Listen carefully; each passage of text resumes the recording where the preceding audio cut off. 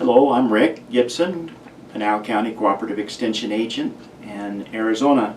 Today we're going to talk about how to select drip irrigation tubing. When you walk into the store trying to find parts for a drip irrigation system, you're going to find that there are a wide variety of different products and different styles and different types and different sizes, and sometimes that can be pretty confusing. So what I want to do today is talk a little bit about some of the different types of tubing and how to select the ones proper for your situation.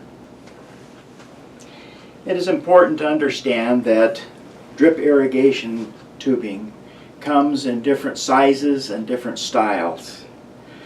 For example, this particular tube here is color-coded with a blue stripe down the line.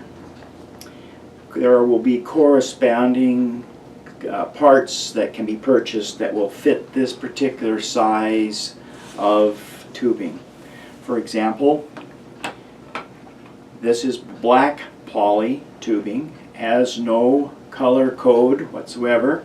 It denotes a particular size and style, and it's important to choose the parts that will fit the hose size. For example, a black end cap that goes on the end of the tubing must be selected to be placed on black tubing. Trying to put black or any other color part on blue tubing will usually end up in failure because of the different size differential. That's important because when the water pressure starts to build, if there is not a tight seal between the parts and the tubing, the water pressure could cause it to pop off and lose pressure and lose water if we're not watching. So it's important to select black parts with black tubing, blue parts with blue tubing, and green parts with green tubing. One of the different types of products that are available to help deliver water to gardens and landscapes is the inline drip emitter system. They come in different styles and made by different manufacturers. Normally, water is delivered in a drip system using different sized emitters plugged into the drip irrigation line. One of the problems that can happen with that is that they can become clogged, or they can become so encrusted with sand or other debris that the water cannot come through them. The other problem is that sometimes under pressure they will actually be expelled from the tube itself. So some people prefer to go to a more safe system, which is with an inline drip system. In an inline drip emitter system, the emitters themselves are actually embedded into the line of the tube. They're placed on the inside of the tube. There is an exit hole that allows the water to emerge from the tube at a given rate.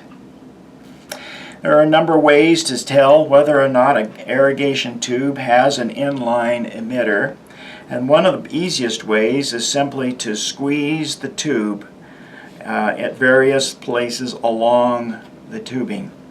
Where there is no emitter, the tubing is more or less flexible and can be squashed between the fingers.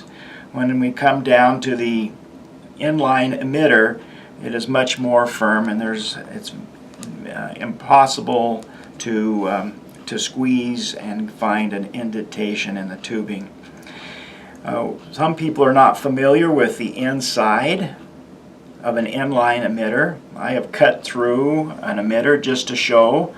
You'll see the blue part either side, which is the emitter itself.